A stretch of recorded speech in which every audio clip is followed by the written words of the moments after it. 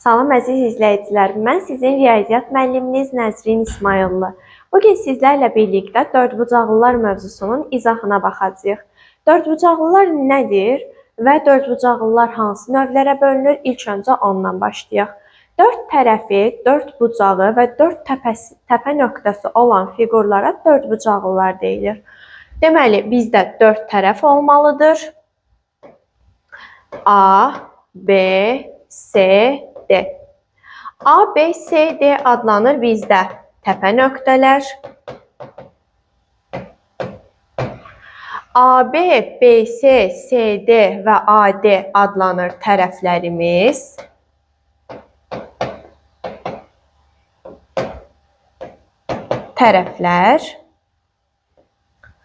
Və məsələn, A bucağı, alfa bucağı yazıram, beta bucağı, gamma bucağı və yaxud da buna yazıram omega bucağı. Bunlar isə bucaqlarımız adlanır. Alfa, beta, gamma və omega bucaqlarımız adlanır. Dördbucaqlının daxili bütün fiqurlarda olduğu kimi dördbucaqlının da daxili və xarici bucaqlarını tapmaq mümkündür. Dördbucaqlının daxili bucaqlarının cəmi bərabər olur 360 dərəcəyə. Həmçinin dördbucaqlıların xarici bucaqları da var. Məsələn, bu bucağı beta 1 yazsam, xarici bucağı, digər bucağı alfa 1 yazsaq, digərini omega 1, C təpəsindən çəkilən bucağımızı isə gamma 1 yazsaq, dördbucaqlının xarici bucaqlarının da cəmi 360 dərəcə olur. 1 bərabərdir 360 dərəcəyə. Dördbucaqlıda bucaqlar və tərəflərdən danışdıqdan sonra diaqonallarına baxaq. Hər bir dördbucaqlının iki diaqonalı mövcuddur. İxtiyari bir dördbucaqlı çəkək. Qarşı tərəfin təpə nöqtələrini birləşdirən düz xətlərə diaqonallar deyilir. AC və BD bizdə adlanır diaqonal.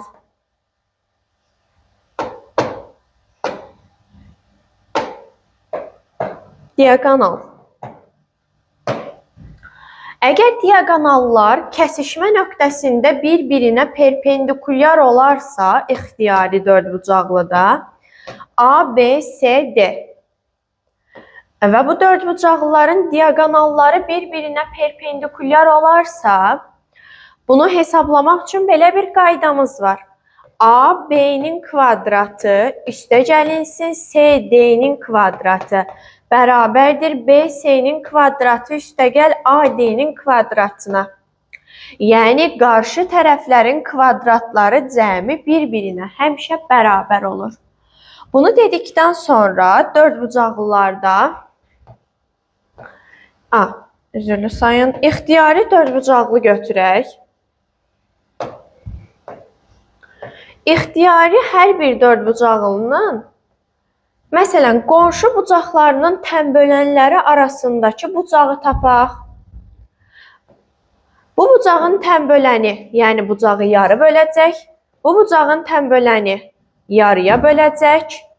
Və bizdən bu arada qalan bucağı soruşarsa, bura bir tutaq ki, alfa versək, bura A bucağıdır, burada B bucağıdır.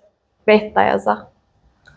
Alfa bucağını tapmaq üçün qonşu bucaqların tənbölənləri arasındakı bucağı tapmaq üçün alfa bərabərdir A üstə gəlinsin beta bucağı bölünsün 2-yə.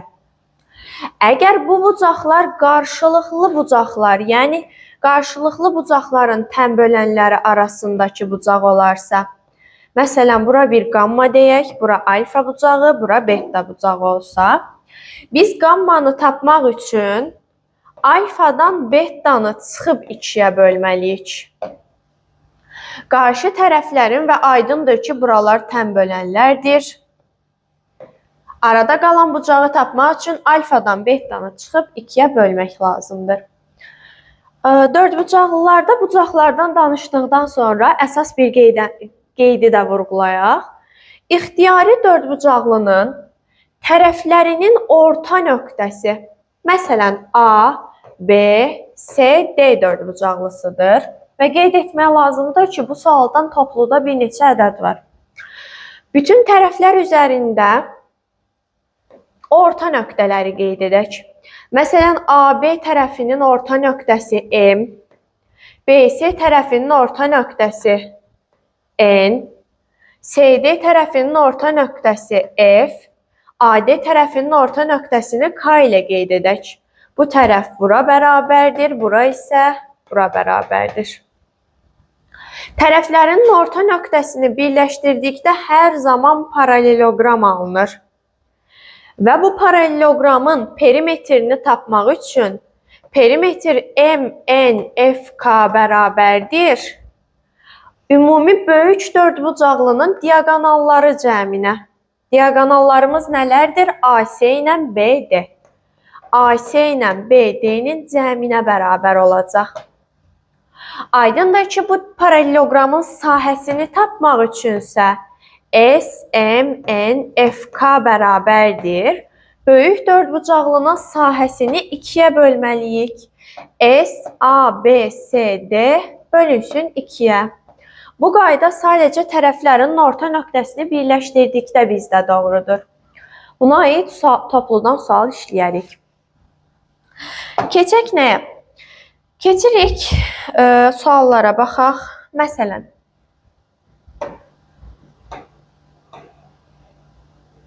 deməli 10-cu misala baxaq. Diaqonallarından biri 7 sm olan ABCD dördbucaqlısının tərəflərinin orta nöqtələrini ardıcıl birləşdirməklə alınan dördbucaqlının perimetri 12 olarsa, ABCD-nin digər diaqonalının uzunluğunu tapın. Əvvəlcə bizdə deyir ki, ixtiyari bir dördbucaqlı var və bu dördbucaqlını ABCD ilə işarə edib.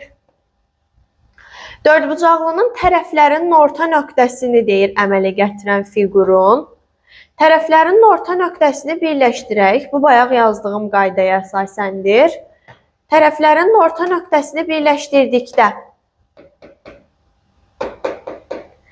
əmələ gələn fiqurun perimetrini bizə verib ki, neçə santimetrdir? 12 santimetrdir.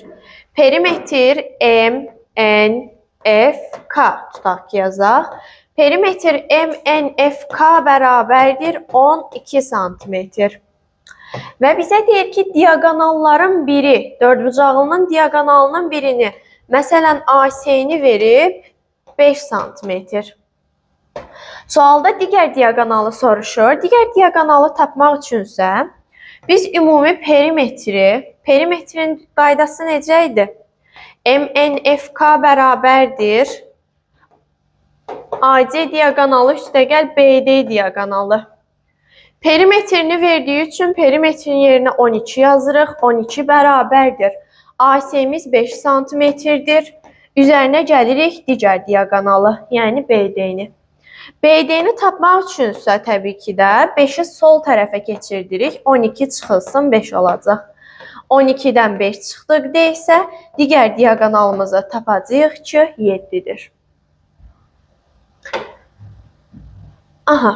Sonra keçirik 16-cı misala. ABCD paraleloqramında AC bərabərdir 2AD-yə və AB bərabərdir 2-də 3BD olarsa AD bölünsün AB nisbətini tapın. Gəlin birinci qeyd edək. AC 2 dənə AD olduğu üçün AD-nin qarşısında duran rəqəmimiz, yəni AC-miz bərabərdir 2x-ə, AD-miz bərabərdir AC-nin qarşısındakına, yəni 1x-ə. AB bərabərdir 2-də 3BD-dir. Bunu necə yazacağıq? AB bərabərdir 2-də 3BD-yə. 2-də 3BD-yə. Bunu necə yazırıq? AB olduğu kimi qalsın. Bilirik ki, bu 2-də 3BD deməkdir. Yəni, bunu surətdə yaza bilərik və çarpaz vurub bərabər edəcəyik. 3BD bərabərdir 2AB-yə. Bunu da bir dəyişənlə ifadə edək. BD-miz bərabərdir 2Y-ə. AB-miz bərabərdir 3Y-ə. Baxaq suala. Paralelogramda AC bərabərdir 2AD olarsa, paralelogramın düsturunu yazaq əvvəlcə diaqonallar və tərəflər arasında. A, B, C, D. Düstur necə idi? D1-in kvadratı üstəgəl D2-nin kvadratı bərabərdir 2 vurulsun A kvadratı üstəgəl B kvadratına. A və B tərəflərimizdir. D1, D2 diaqonallarımızdır, 2 də düsturdadır. Deməli, diaqonallarımız neçədir? Diaqonallarımız AC və BD-dir. BD-nin yerinə 2y yazıram. 2y-in kvadratı edir 4y kvadratı. Üstəgəl D2-nin kvadratı, yəni AC-nin kvadratı. AC-ni biz nə götürmüşdük? 2x. Ona görə 2x-in kvadratı edəcək 4x kvadratı bərabərdir 2 vurulsun. Tərəfin kvadratı, yəni AD-nin kvadratı. AD-nin kvadratını x götürmüşdük. Ona görə x kvadratı üstə gəlinsin. Digər tərəfimiz, yəni CD tərəfimizi isə AB tərəfi ilə eyni olduğu üçün burada olacaq AB əgər 3y-dirsə, burada olacaq 3y. 3y götürürük. 3y-in kvadratı isə edəcək 9y kvadratı. Hər tərəfi vuraq açaq. 4y kvadratı üstəgəl 4x kvadratı bərabərdir 2-ni x kvadratına vurduqda 2x kvadratı üstəgəl 2-ni 9-a vurduqda 18y kvadratı. 2x kvadratını sol tərəfə keçirdikdə 4x kvadratından 2x kvadratı çıxırıq. 2x kvadratı bərabərdir 18y kvadratından 4y kvadratı çıxırıq, edir 14y kvadratı. Hər tərəfi 2-yə ixtisar edirəm. X kvadratı bərabərdir 7y kvadratı alınır. Deməli, biz y kvadratı bölünsün x kvadratını tapdıq ki, 7-də 1-ə, yəni x kvadratı bölünsün y kvadratı da bərabərdir 7-yə. Bərabərdir 7-yə. Nə edirik? Gəlin bunun hər tərəfini kökə salaq. Kökə saldıqda olacaq x bölünsün y bərabərdir kök altında 7. Amma bizdən nə soruşur? Nəyin nəyə nisbətini soruşur sualda? AD bölünsün AB. AD'miz x idi. AB'miz isə 3y idi. Bizdən x bölünsün 3y nisbətini soruşduğu üçün x bölünsün y-in yerinə kök altda 7 yazdıq. Onu da bölməliyik 3-ə. Yəni cavabımız olacaq kök altda 7 bölünsün 3. Kök altda 7 bölünsün 3 isə B variantı olacaq. Dördbucaqlılarda ixtiyari dördbucaqlılardan danışdıqdan sonra keçirik paralelograma. Paralelogram nədir? Qarşı tərəfləri paralel və bərabər olan fiqura paralelogram deyilir. Paralelogramın qarşı tərəfləri bir-birinə paralel olur. Paralelogramı çəkək. A, B, C, D paralelogramı. ABCD paralelogramında bir tərəfə bitişik bucaqların cəmi 180 dərəcəyə bərabər olur. Yəni bucaq A ilə bucaq B-nin cəmi bərabərdir 180 dərəcəyə. Və yaxud da bucaq B ilə bucaq C-nin cəmi bərabərdir 180 dərəcəyə. Və yaxud da C ilə D-nin cəmi bərabərdir 180 dərəcəyə. Və yaxud da A ilə D-nin cəmi bərabərdir 180 dərəcəyə.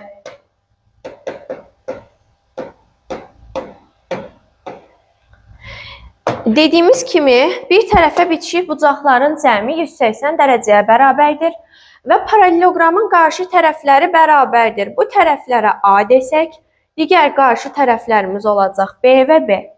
Buradan alınır ki, perimetri tapmaq üçün bütün tərəfləri toplamalıyıq. A-nın üzərinə A gəldikdə 2A, B-nin üzərinə B gəldikdə 2B. İçini ortaq vuruq mötərizə xaricinə çıxarsaq, 2 vurulsun A plus B alınacaq.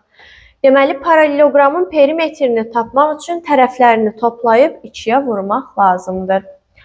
Paralelogramda bütün dördbucaqlılarda olduğu kimi paralelogramın da 2 dənə diaqonalı var. A, B, C, D. Diaqonallarımız AC və B-dir. Və bəzən suallarda böyük diaqonal, kiçik diaqonal tapın sualı uşaqlarda çaşqınlıq yaradır. AC diaqonalımız təbii ki də ən uc nöqtələr olduğuna görə AC böyük diaqonal adlanır. B-də isə kiçik diaqonal adlanır.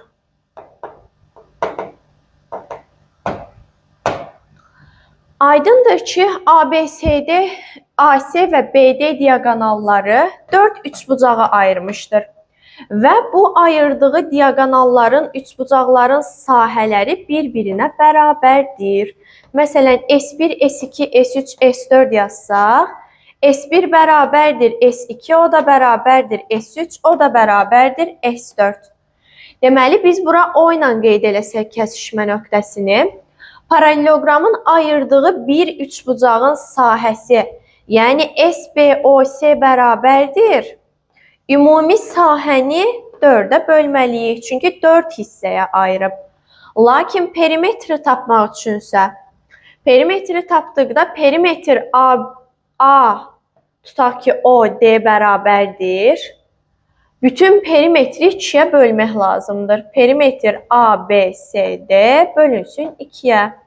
Perimetrin və sahənin tapılması qaydasıdır bunlar. Paralelogramın diaqonalları kəsişmə nöqtəsində 2 hissəyə ayrılır və kəsişmə nöqtəsində yarıya bölünür. Məsələn, ABCD diaqonallarını çəkək. A, B, C, D. O nöqtəsində kəsişiblər. Və bu diaqonallar kəsişmə nöqtəsində yarıya bölünür. Yəni AO ilə OC bir-birinə bərabərdir. Və BO ilə də OD bir-birinə bərabərdir. BO bərabərdir OD-yə. Paralelogramın tərəfləri və diaqonalları arasında düsturumuzda mövcuddur. Bu düstur necədir? Tərəflərini A və B qeyd edək, diaqonallarını isə D1 və D2 ilə qeyd edək. Qayda belədir. Paralelogramın diaqonallarının kvadratları cəmi, yəni D1-in kvadratı üstəgəl D2-nin kvadratı bərabərdir. 2 vurulsun tərəflərin kvadratları cəminə. A kvadratı üstəgəl B kvadratına. Bu düstura aid də nümunə işləyəcəyik. Sonra keçirik paralelogramın hündürlüklərinə. Paralelogramın hündürlükləri necə olacaq? Onu da qeyd edim ki, paralelogramın nə daxilinə, nə də xaricinə çevrə çəkmək mümkün deyil. Deyərsiniz ki, niyə? Çünki paralelogramın daxilinə və xaricinə çevrə çəkmək üçün, əgər paralelogramın daxilinə çevrə çəkmişəmsə, qarşı tərəflərinin cəmi bərabər olmalıdır. Axı, paralelogramın qarşı tərəflərinin cəmi bir-birinə bərabər deyil. Ona görə nə daxilinə, nə də xaricinə. Xaricinə nəyə görə çəkmək olmaz? Əgər xaricinə çevrə çəkmişəmsə, qarşı bucaqların cəmi 180 olmalıdır axı. İti bucaqların cəmi necə 180 dərəcə verə bilər? Ona görə də nə xaricinə, nə də daxilinə çevrə çəkmək mümkün deyil. Paralelogramın dedik ki, hündürlüklərinə baxaq. Paralelogramın 2 dənə hündürlüyü var. Bir təpədən çəkilmiş 2 dənə hündürlüyü var. Buranı A qeyd edək, buranı B qeyd edək. Buranı A tərəfinə çəkilmiş hündürlük qeyd edək, buranı B tərəfinə çəkilmiş hündürlük qeyd edək. Aydındır ki, paralelogramın sahə düsturunu sahədə də keçəcəyik, amma burada da vurğulamaq istəyirəm. A vurulsun HA bərabərdir B vurulsun HB-yə. Yəni, çəkildiyi tərəfi hündürlüyə vurduqda və yaxud çəkildiyi tərəfi hündürlüyə vurduqda bu sahəyə bərabərdir. Və paralelogramın sahəsi bir rəqəm olduğu üçün bu ifadə ilə bu ifadə bir-birinə bərabər olacaq. Bir də bir nüansı qeyd edək. Paralelogramın böyük tərəfinə çəkilmiş hündürlüyü kiçik olur.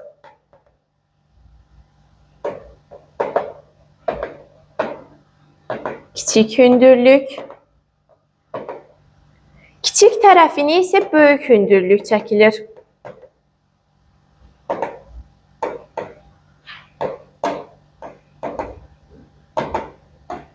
Bunu sahə suallarında bəzən uşaqlar qarışdırır. Böyük tərəfə böyük hündürlük götürür, kiçik tərəfə kiçik hündürlük götürür. Sualın cavabı səhv alınır bir-birinə vurduqda. Ona görə həmişə paralelogramın böyük tərəfə çəkilmiş hündürlüyü kiçik olur, kiçik tərəfinə çəkilmiş hündürlüyü isə böyük olur. Paralelograma aid bəzi misallara baxaq.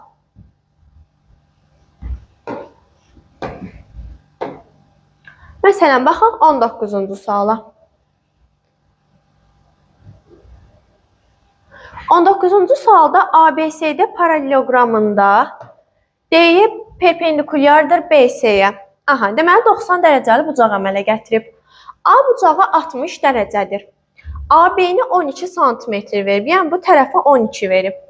BY-ni isə 3 verib. Bu hissəni isə bizə 3 verib. Buranı 3 qeyd edirəm. Olarsa paralelogramın perimetrini tapın. Tamam. Deməli, bura 60 dərəcədirsə, paralelogramın iti bucaqları bir-birinə bərabər olduğu üçün burada 60 dərəcə olacaq.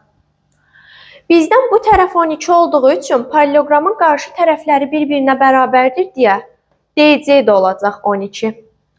İndi 60, 90, üçbucağın daxili bucaqlarının cəmi 180-dir deyə 60 ilə 90-ı toplayıram 150. 180-dən 150 çıxdıqda bu bucağım 30 dərəcə oldu.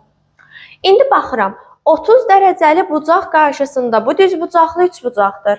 Düz bucaqlı üçbucaqda 30 dərəcəli bucaq qarşısında dayanan katet, yəni bu katet hipotenuzun yarısı olur. Hipotenuzumuz 12-dir. Deməli 12-nin yarısı olacaq 6. Deməli bu tərəfimiz oldu 6. C-dən Y-yə 6-dır, Y-dən B-yə 3-dür. Belə çıxır ki, BC ümumilikdə 6 üstəgəl 3 bərabər oldu 9-a. Paralelogramın qarşı tərəfləri bərabər olduğundan sağ tərəf 9-dursa, sol tərəf də 9-dur. Perimetrini tapdığı üçün, soruşduğu üçün daha doğrusu tərəflərini toplayırıq. 9 ilə 12-ni toplayıb vuracağıq 2-yə. 9 ilə 12-nin cəmi 21, 21-i 2-yə vurduqda 42. Yəni paralelogramın perimetri oldu 42. Cavabımız 42-dir. Başqa misala baxaq.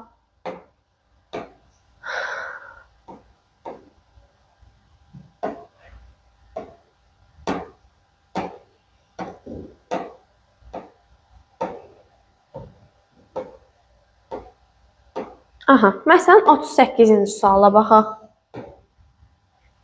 ABCD paralelogramında AM və DM uyğun olaraq A və D bucaqlarının tən bölənləridir.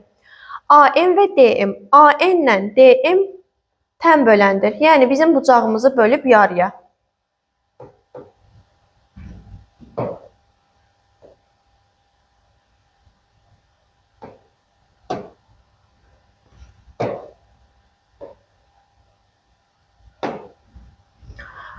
BN bölünsün NC-ni 3-ün 2-yə nisbətdə verib.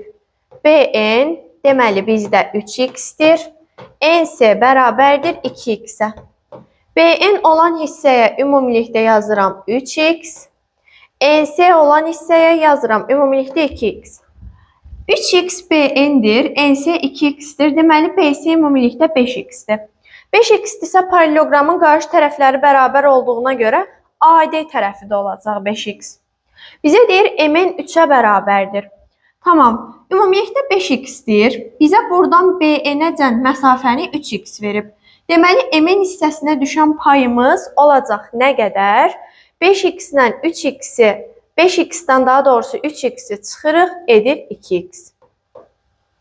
Bizdən MN hissəsi, daha doğrusu üzrlü sayın orada x edəcək.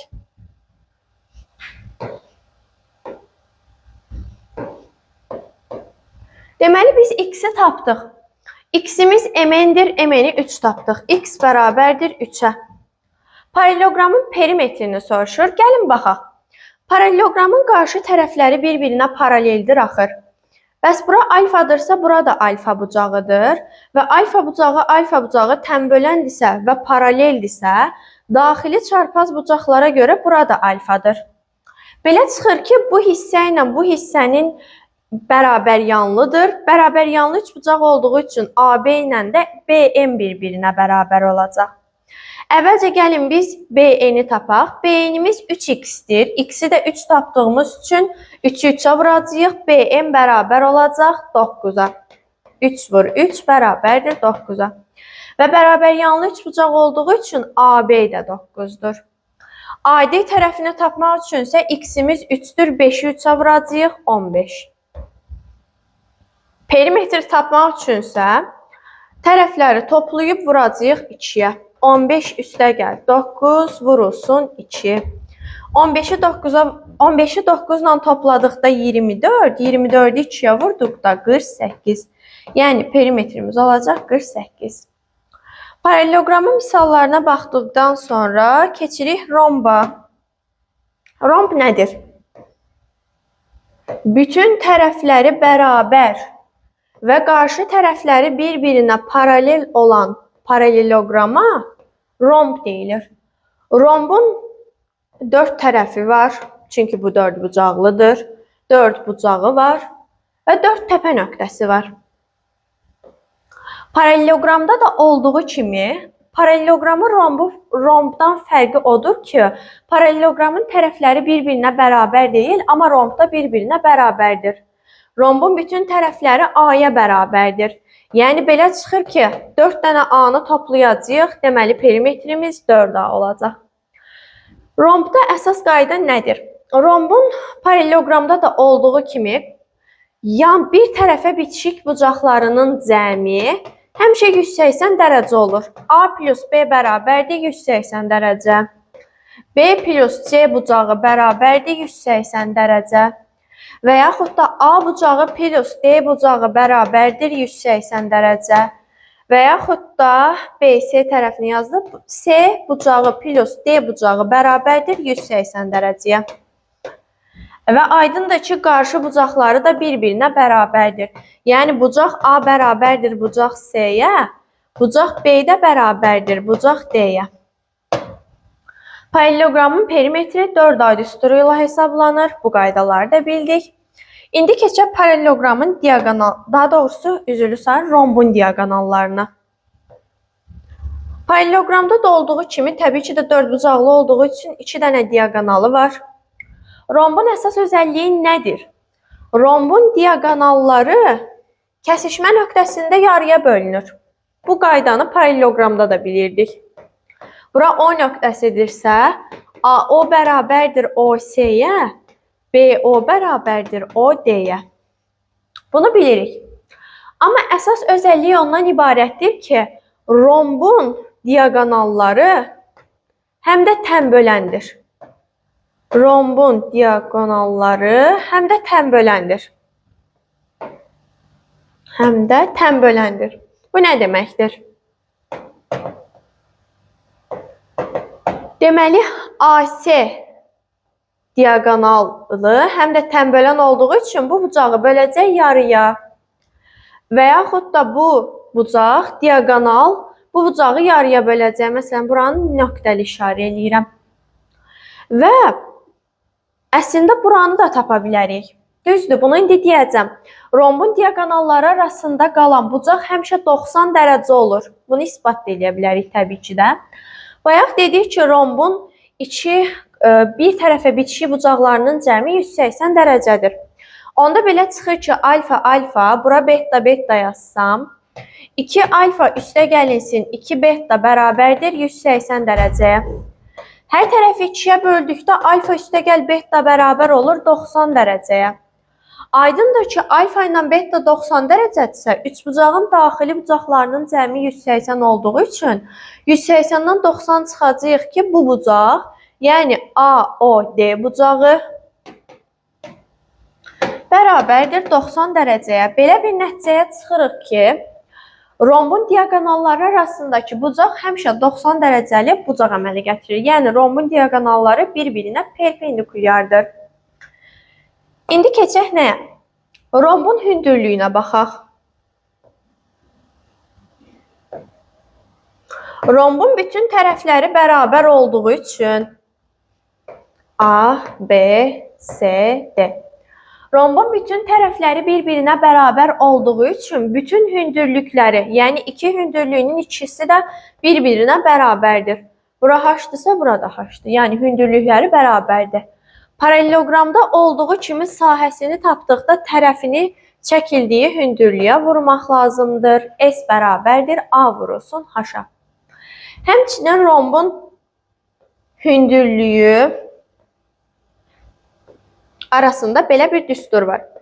Əgər bura alfa bucağıdırsa və bura h-dırsa, rombdursa, bütün tərəfləri bir-birinə bərabərdirsə, hündürlüyü tapmaq üçün tərəfi vurmaq lazımdır sinus alfaya. Belə bir qaydamız da var. Və yaxud da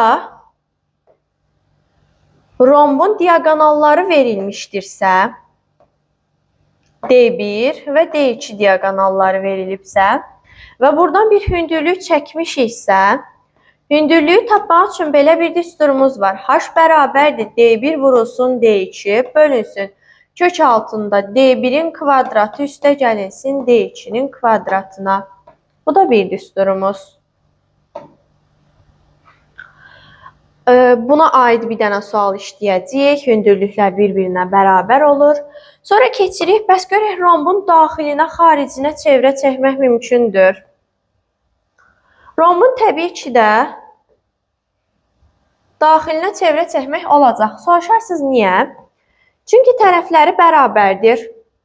Biz də bilirik ki, dördbucaqlının daxilinə çevrə çəkdikdə qarşı tərəflərin cəmi bərabər olmalıdır. Həqiqətən də A ilə A-nı toplayanda 2A eləyir. A ilə A-nı toplayanda 2A eləyir. Qarşı tərəflərin cəmi bir-birinə bərabərdir. Deməli, düz yanaşmadır. Dördbucaqlının, daha doğrusu rombun daxilinə çevrə çəkmək olar. Rombun daxilinə çevrə çəkdiyimiz zaman onun radiusunu necə tapırıq? Əgər buradan bura hündürlükdürsə və biz buradan bura radius qeyd etmişiksə, radius təbii ki də bərabər olacaq hündürlüyün yarısına. Yəni R bərabərdir H bölünsün 2-yə. Bəs deyərsiniz ki, müəllimə, paralelogramın xaricinə çevrə çəkmək mümkündür. Paralelogram, üzrlü sayın romb. Rombun xaricinə çevrə çəkmək mümkündür. Xeyr, mümkün deyil. Nəyə görə? Çünki rombun xaricinə biz çevrə çəkiriksə, qarşı bucaqların cəmi 180 dərəcəyə bərabər olmalıdır. Axı burada yaranan bucaqlar iti bucaq və kör bucaqlardır. İti bucaqların cəmi necə 180 olsun? 180 ola bilmədiyi üçün biz rombun xaricinə çevrə çəkə bilmirik. İndi romba aid suallara baxaq.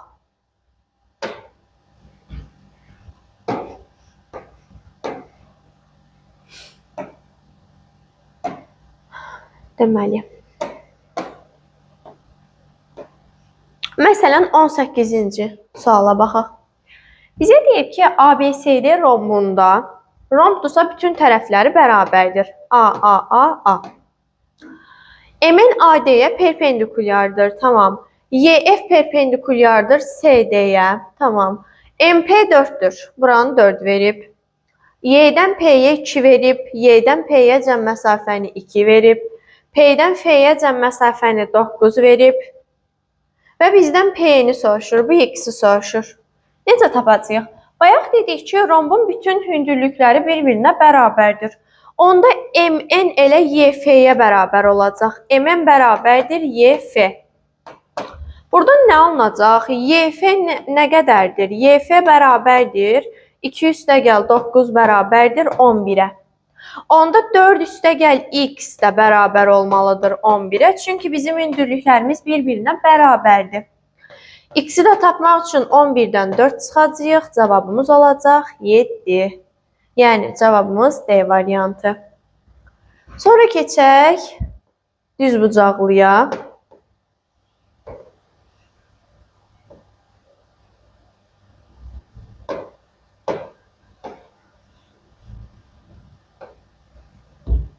Keçirik düzbucaqlıya. Düzbucaqlı nədir? Bütün bucaqları 90 dərəcə olan və qarşı tərəfləri paralel və bərabər olan dördbucaqlıya düzbucaqlı deyilir. Düzbucaqlının qarşı tərəfləri bir-birinə bərabərdir. Onda belə çıxır ki, perimetri paralelogramda olduğu kimidir. 2 vurulsun A plus B-yə. Bu olur düzbucaqlının, daha doğrusu perimetr düsturu. Aydındır ki, düzbucaqlının sahə düsturu da tərəfi, yəni uzunluğunu eninə vurmaq lazımdır. S bərabərdir A vurulsun B-yə. Düzbucaqlının bütün bucaqları 90 dərəcədir. Düzbucaqlının da bütün dördbucaqlılar kimi iki diaqonalı var. Və diaqonallar bir-birinə bərabər və kəsişmə nöqtəsində yarıya bölünür. A, B, C, D. Buranı O qeyd eləsək. Diaqonallar bir-birinə bərabərdir. Diaqonalları bir-birinə bərabərdir və kəsişmə nöqtəsində yarıya bölünürlər. Bəs baxaq görək, düzbucaqlının diaqonalını necə tapacağıq? Düzbucaqlının diaqonalını tapmaq əslində çox rahatdır. Əgər uzunluğu A, enini B qeyd etsək və bütün bucaqlarım 90 dərəcə olduğu üçün diaqonalı tapmaq üçün təbii ki də Pifaqor teoremindən istifadə edəcəm. Yəni, bura bir D yazsaq, A-nın kvadratı üstə gəlinsin B-nin kvadratı, yəni katetlərin kvadratları cəmi bərabərdir bu diaqonalın kvadratına. Yəni, D kvadratı bərabərdir A kvadratı üstə gəl B kvadratına. İndi isə baxaq görək düzbucaqlının bəs daxilinə, xaricinə biz çevrə çəkə bilirikmi? Gəlin ilk öncə daxilinə çevrə çəkək görək olur. Daxilinə çevrə çəkmişəmsə qarşı tərəflərin cəmi bərabər olmalıdır. A ilə A-nın cəmi 2A elədir. B ilə B-nin cəmi 2B elədir. 2A ilə 2B bir-birinə bərabər deyil axı. Deməli, düzbucaqlının daxilinə mən heç vaxt çevrə çəkə bilmirəm. Gəlin düzbucaqlının xaricinə çevrə çəkək.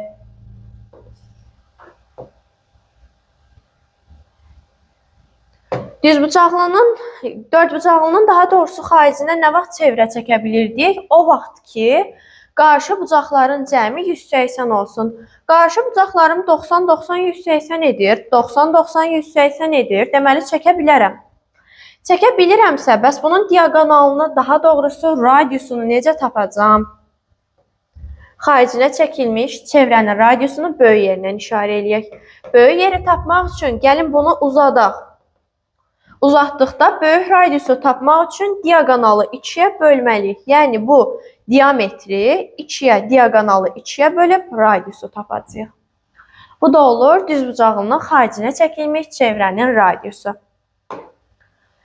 Gəlin baxaq kvadrata.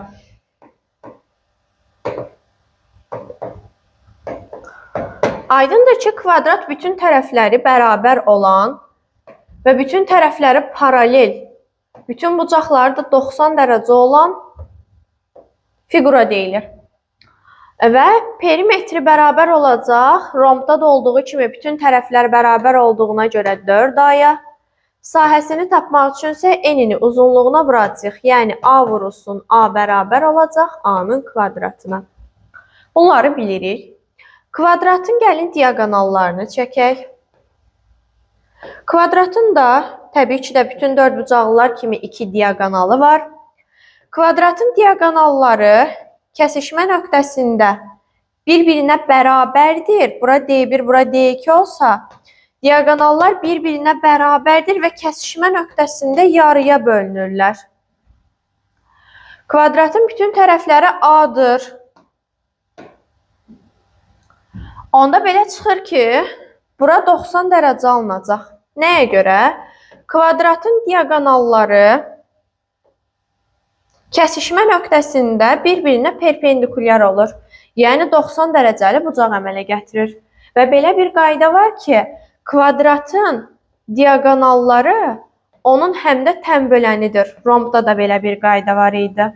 Yəni bura 90 dərəcədirsə, diaqonal onu yarı-yarı böləcək. 45-45, 45-45 düşəcək.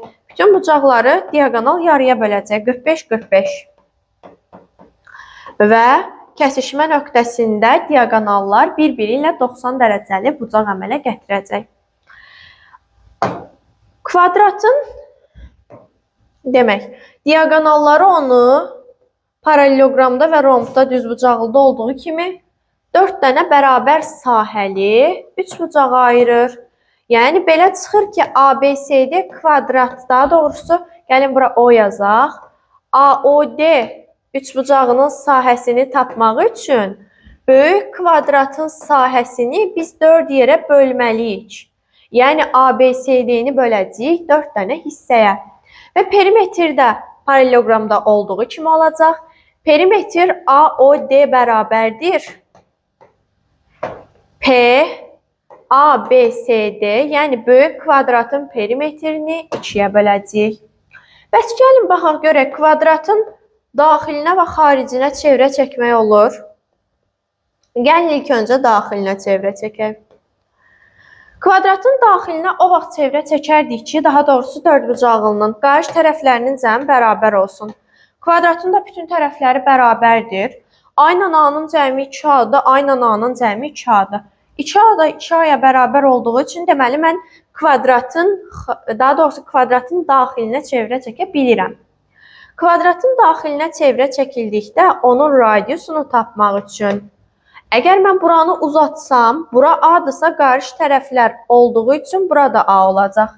Deməli mən bu hissəni, yəni radiusu tapmalı olduğumdan tərəfi böləcəm 2-yə. Kiçik radiusu tapdıqda, yəni daxilinə çevrə çəkdikdə tərəfin yarısı olur.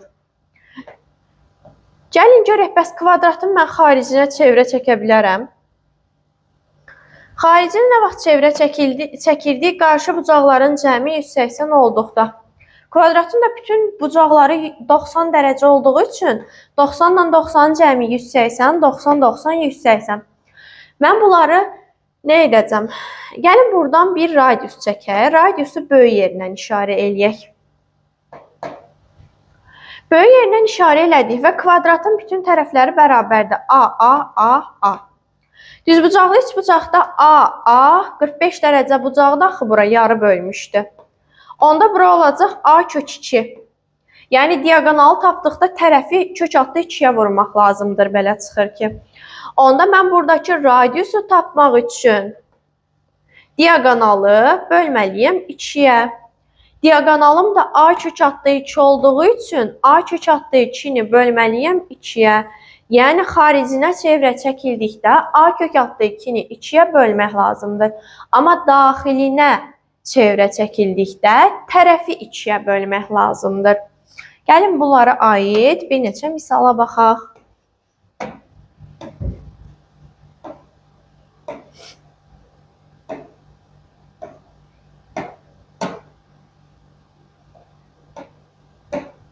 Baxaq 25-ci misala.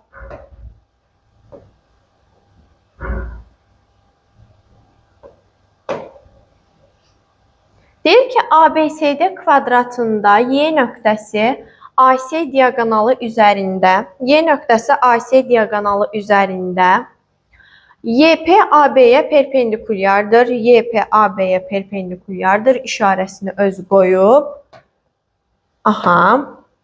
YK BC-yə perpendikulyar, YK da BC-yə perpendikulyardır. Yəni bu hissədə bura perpendikulyardır. DC-ni 16 verib, deməli bu kvadratdır onda. Bütün tərəfləri bir-birinə bərabərdir. 16, 16, 16. YP bərabərdir 3 dənə YK. YP deməli 3x imiş. YK da bərabər imiş 1x-ə.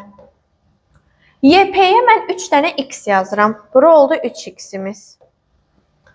YK isə 1x-dir. YK-yə 1x yazıram.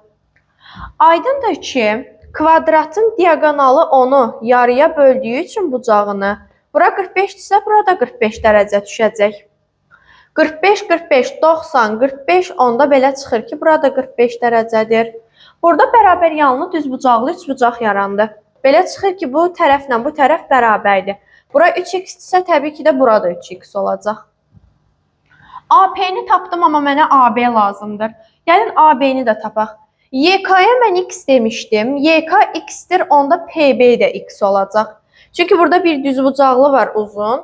Düzbucaqlının qarşı tərəfləri bərabər olduğu üçün bura x-dirsə, burada x olacaq.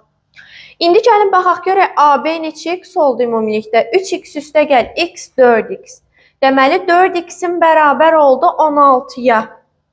4x-im 16-dırsa 16-nı 4-ə böləcəm, x-im edəcək 4. X-imi 4 tapdıqdan sonra məndən YK-nı soruşur. YK da 1x olduğu üçün elə cavabımız olacaq 4. Başqa misala baxaq. Məsələn, baxaq 43-cü və 44-cü məsələlərə.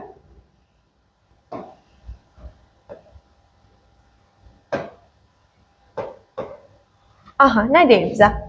ABCD düzbucaqlısında BAO 60 dərəcədir. BAO. Aha, özü verib. DF 5-dir. DF haradır? Bura 5 yazıram. Olarsa BD-ni tapın. Gəlin nə edək? Düzbucaqlı olduğu üçün bütün bucaqları təbii ki də 90 dərəcəli olmalıdır. Və 90 dərəcə bura 60 dərəcə olduqda onda bu bucağa neçə düşəcək? 90-dan 60 çıxacam ki, bura 30 dərəcəymiş. 30 dərəcəni bildik. İndi qulaq asın, bura 30 dərəcədirsə, onda BC və AD tərəfləri bir-birinə paralel olduğundan tapıram ki, burada 30 dərəcədir. Və 90 olmalı olduğu üçün bura 60 dərəcə olacaq. 90, 60, bura düşəcək 30 dərəcə. Gəlin baxaq görək. 60 dərəcəli bucaq qarşısında dayanan kateti bizə verib. Amma bizdən BD-ni soruşur. BD haradır? BD. Aha, bizdən böyük diaqonal soruşur. İndi qulaq asın. Buranı bizə 5 verib. 30 dərəcəli bucaq qarşısında dayanan katet. Burada bir düzbucaqlı üçbucaq yaranıb. 30 dərəcəli bucaq qarşısında dayanan katet 5-dirsə, 30 dərəcəli bucaq qarşısında dayanan katet hipotenuzun yarısı olur. Onda belə çıxır ki, AD 10-ymuş ki, onun yarısı bizə 5 verib. Bizdən amma BD-ni soruşur, yəni bizdən diaqonalı soruşur. Gəlin nə edək?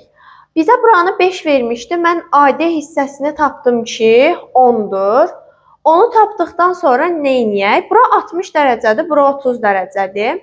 60 dərəcəli bucaq qarşısında dayanan katet hipotenuzun, yəni bunun kök 3 bölünsün 2 mislidir. Hipotenuz vurulsun kök 3 bölünsün 2 bərabər olmalıdır neçəyə? 5-ə. Çarpaz vuraq məxrəcinə 1 yazaq. H kök 3-ü 1-ə vurduqda H kök altı 3 bərabərdir 10-a.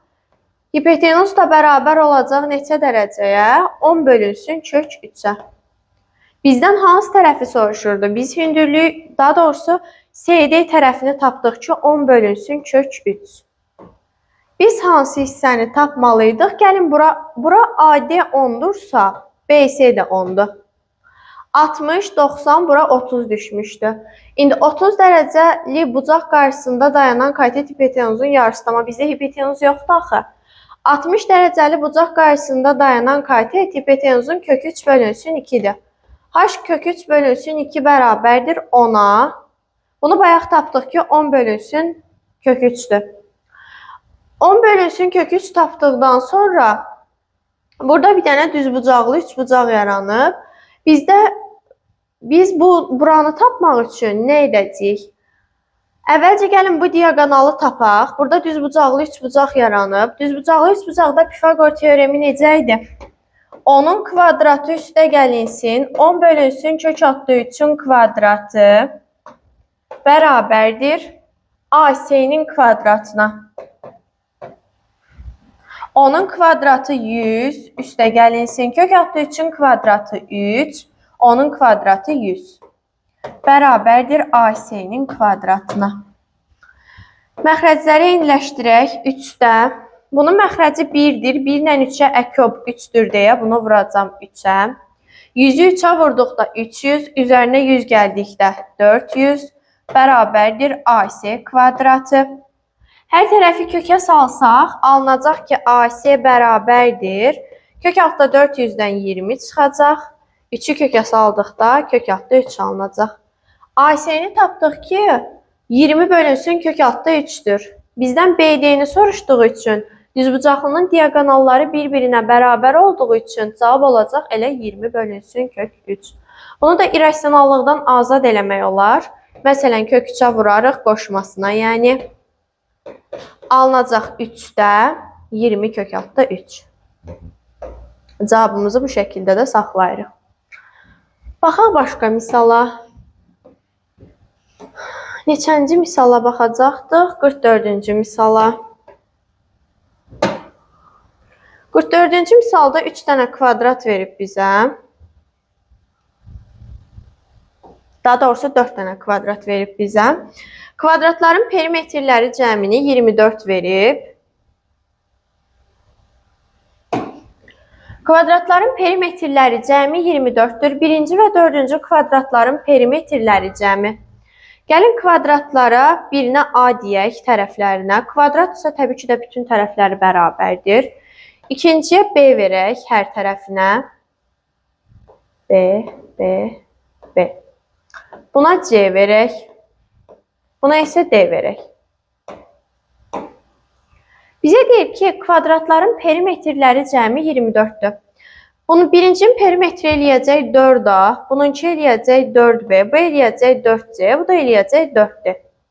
Deməli, perimetrləri cəmi 24-dürsə, onda yazacağım ki, 4A üstəgəl 4B üstəgəl 4C üstəgəl 4D bərabərdir 24-ə. Hər tərəfi 4-ə bölərəm. A üstəgəl B üstəgəl C üstəgəl D bərabərdir 24 bölünsün 4-ə, yəni 6-ya. Bunu tapdıq. Bizə deyir ki, kvadratların birinci və dördüncü kvadratların perimetrləri cəmi. Birinci və dördüncünün kvadratları, daha doğrusu perimetrləri cəmi 4A üstəgəl 4D'dir. Perimetrləri cəmi ikinci və üçüncü kvadratın ikinci və üçüncü 4B ilə 4C-yə bərabərdir deyir cəminə. Bizə deyir ki, ikinci və üçüncü kvadratın diagonalları cəmini tapın. Hər tərəfi 4-ə böləcəm. A üstəgəl D bərabərdir B üstəgəl C-yə. Deməli, A üstəgəlinsin D ilə B üstəgəlinsin C-yə bərabərdir. Onda A üstəgəl D-nin yerinə B üstəgəl C yazsam, alınacaq 2B üstəgəl 2C bərabərdir 6-ya. B üstəgəl C də bərabər olacaq 3-ə. B ilə C-nin cəmini tapdıq ki, 3-dür. Amma bizdən ikinci və üçüncü kvadratın diagonalları cəmini soruşur. Kvadratın diagonalı B, B olacaq B kök 2. Bu da olacaq C, C, C kök 2. Cəmini soruşduğu üçün təbii ki də toplayacağım. B kök 2 üstəgəl C kök 2. Kök altda 2-ni ortaq vuruğu mötərizə xaricinə çıxardıram. Kök altda 2 vurulsun. Yerdə qalacaq B üstəgəl C. Bizdə B üstəgəl C-ni tapmışdıq 3 idi. Ona görə kök altda 2-ni də vuracam 3-ə. Cavab edəcək 3 kök altda 2. Yəni cavabımız 3 kök altda 2-dir. Kvadrat düzbucaqlı paraleloqram və romba baxdıqdan sonra keçirik trapesiyaya. Trapesiya.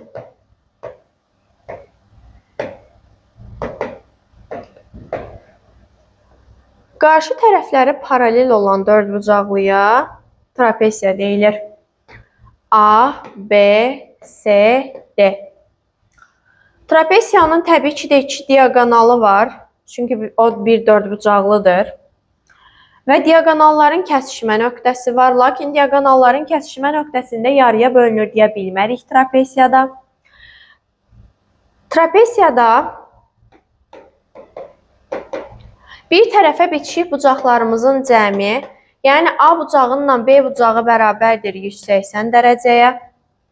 B bucağınla C bucağının cəmi 180 dərəcə. Daha doğrusu üzrlü sayın. Bir tərəfə bitişik bucaqların cəmi 180-dir. Yəni A ilə B-nin cəmi 180-dir, C ilə də D-nin cəmi 180-dir. Bəs trapesiyada orta xətt anlayışı nədir? Trapesiyanın orta xətti qarşı tərəfləri yarıya bölür. Məsələn, A, B, C, D. Əsas özəlliyi nədir? Qarşı tərəfləri yarı böldü. Oturacağa paralel olur. Yəni, buranı MN qeyd etsək, MN paralel olur AD-yə. Və MN orta xəttini tapmaq üçün oturacaqları toplayıb 2-yə bölmək lazımdır. BC AD üstəgəl BC bölünsün 2-yə. Orta xətti tapanda oturacaqları toplayıb böləcəyik 2-yə. Orta xətti tapdıqdan sonra gəlin diaqonalla orta xətt arasındakı məsafəyə baxaq. Məsələn, trapesiyanın 2 diaqonalı çəkilib və bir dənə də orta xətti çəkilib. A, B, C, D. Bura MN qeyd edək. Buranı da FK qeyd edək. Aydındır ki, trapesiya yan tərəflərini, orta xətti yan tərəfləri yarıya böləcək. Bəs burada necə olacaq? Baxıram ki, burada bir dənə üçbucaq yaranıb. Üçbucağın bu hissəsini, yəni MF-ni tapmaq üçün, bu həm də orta xətt daxil üçbucağın da orta xəttidir. BC-ni böləcək 2-yə, yəni yarıya. Həmçinin KN də buna bərabərdir. Çünki bu da digər bir üçbucaqdan BC-nin yarısıdır.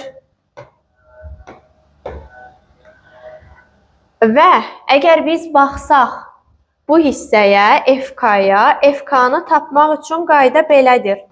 AD oturacağından çıxıram BC oturacağını bölürəm 2-yə. Bu da bir qaydamız. Trapesiyada bu qaydaları dedikdən sonra gəlin diaqonalların kəsişmə nöqtəsindən bir düz xətt keçirək. Görək onu necə tapacağıq. Biz təbii ki də burada ixtiyari trapesiyadan danışırıq. Aha. Trapesiyanın diaqonallarının kəsişmə nöqtəsindən bir dənə düz xətt keçirdirəm. A, B, C, D. Buranı da qeyd edirəm PQ, kəsişmə nöqtəmiz də olsun O. Biz burada PO və OQ, əgər diaqonalların kəsişmə nöqtəsindən keçibsə, PO bərabərdir OQ-yə. Və bu da təbii ki də PQ-nün yarısı olacaq. Çünki bu hissələr bir-birinin yarısıdırsa, birini tapmaq üçün ümumini yarıya bölməliyik.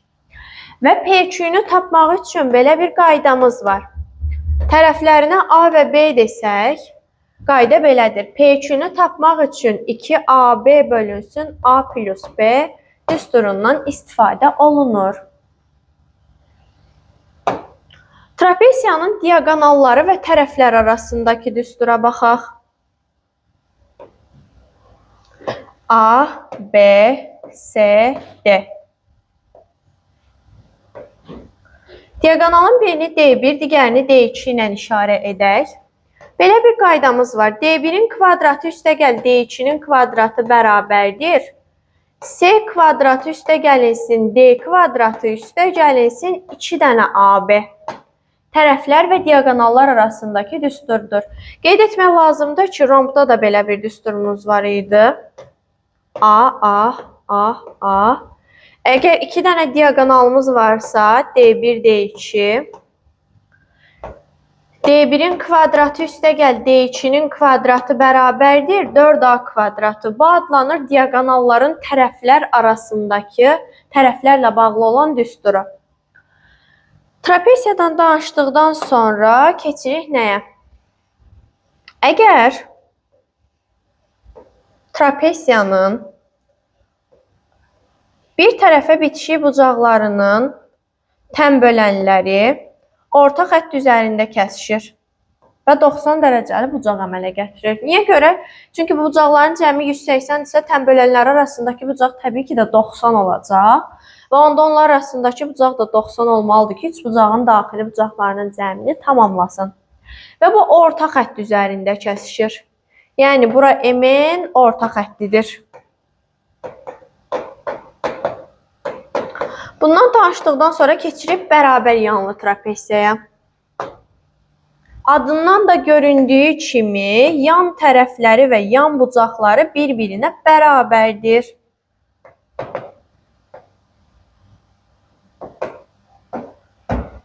Bərabər yanlı trapesiya çəkək.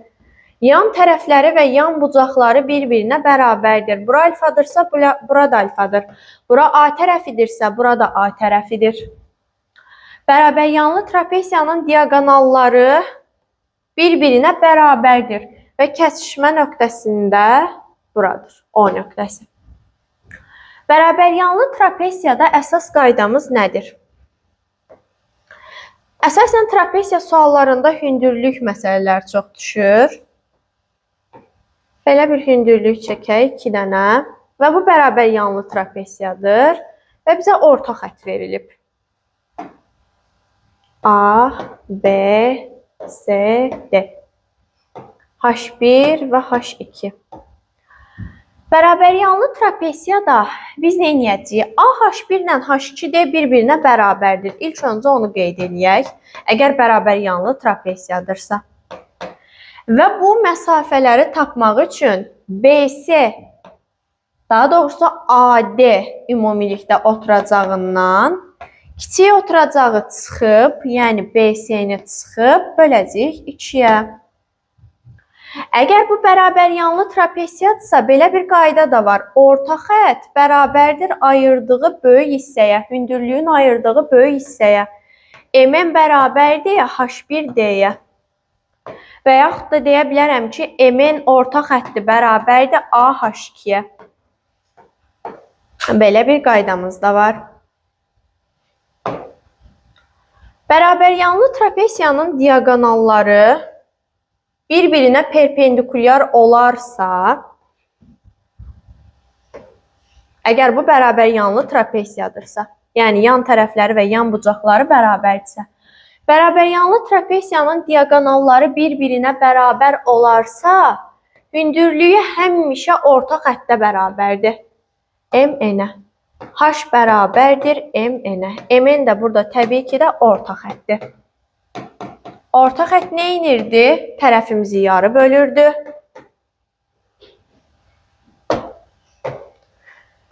Tərəfimizi yarı bölürdü və oturacağa paralel olurdu. Oturacaqlara paralel olurdu daha doğrusu. Bərabər yanlı trapesiyadan danışandan sonra keçirik düzbucaqlı trapesiyaya.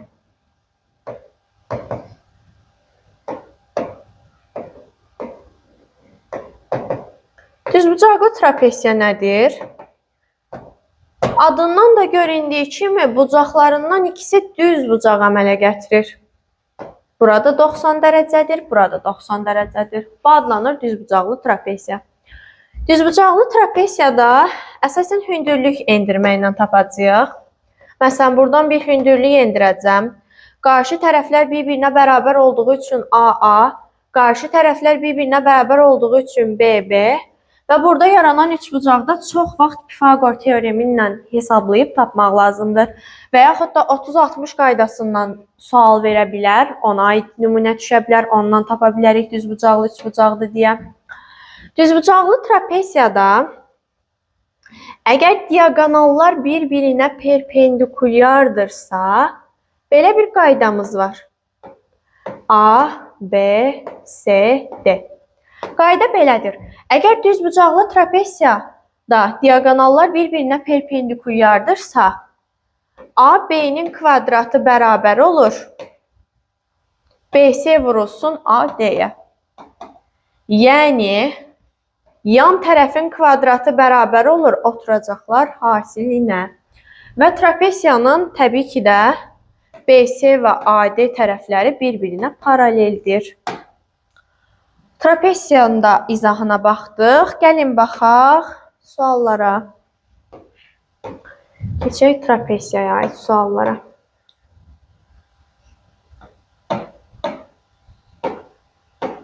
Məsələn, 28-ci misala baxaq. Bərabər yanlı trapesiyanın oturacaqları 6 və 15-dir deyir. Gəlin birinci bərabər yanlı trapesiyamızı çəkək. Bərabər yanlı dediyi üçün yan tərəfləri bərabərdir. 6 və 15 dediyi üçün oturacaqlara 6 və 15 yazdım. Sonra deyək ki, onun iti bucağı, diaqonalı onun iti bucağını yarıya bölür. Gəlin biz bir diaqonal çəkək. İti bucağı yarıya bölək. Təbii ki də bura kör bucaqdır, bura iti bucaqdır. Alfa alfatsa və yan tərəf, daha doğrusu qarşı tərəflər oturacaqlar bir-birinə paralel olduğundan alfa ilə buradakı alfa çarpaz bucaqlar olacaq və çarpaz bucaqlar bir-birinə bərabərdir. Və buradan aydındır ki, burada bir bərabər yanlı üçbucaq yaranır. Bura 6-dırsa, burada 6 olacaq. Təbii ki də bərabər yanlıdır deyə qarşı tərəfi də 6 olacaq. Onda perimetrini soruşduğu üçün bütün tərəfləri toplayacağam. 6 üstəgəl 6 üstəgəl 15. 6-dan 3 dənə olduğu üçün 18 üstəgəl 15 bərabər olacaq 33-ə. Yəni cavabımız 33-dür. A variantı. Başqa misala baxaq. Məsələn, baxaq 39-cu misala. Oturacaqlara 10 və 26 olan bərabər yanlı trapesiyanın diaqonalı yan tərəfə perpendikulyardır. Bərabər yanlı trapesiya deyir bizə. Diaqonal çəkib, deyir diaqonal yan tərəfə perpendikulyardır. Yəni 90 dərəcəli bucaq əmələ gətirir. Və bizdən burada trapesiyanın iti bucağının tangensini soruşur və oturacaqlara 10 və 26 verib.